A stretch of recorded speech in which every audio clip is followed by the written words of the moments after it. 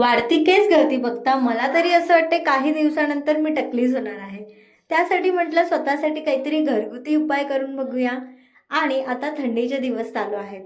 मार्केटमध्ये भरभरून आवळे आले आहेत. त्यामुळे म्हटलं चला आवळ्याचा मुरंबा बनवूया. त्यासाठी मी आधी आवळ्यांना उकडवून घेतलं आणि कोणती तरी गोष्ट मी करते आणि माझ्याकडून कांड होणार नाही असं तर होऊच शकत नाही. By the way first time मी साखरेचा पाक बनवत होती आणि मी डायरेक्ट पॅनमध्ये साखर ओतलेली.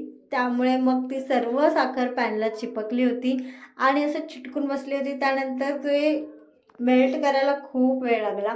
मेल्ट वगैरे करून त्यानंतर उकडलेली आवळी त्यामध्ये टाकली आणि पूर्ण साखर कॅरमलाइज होईपर्यंत शिजवून घेतलेली आहे. थोडासा वेळ लागतो पण खूप छान बनतं. फर्स्ट टाईमच मी हे ट्राय केलेलं आणि छान झालंय. सुरुवातीला थोडंसं आंबटपणा असतो पण नंतर छान लागतं.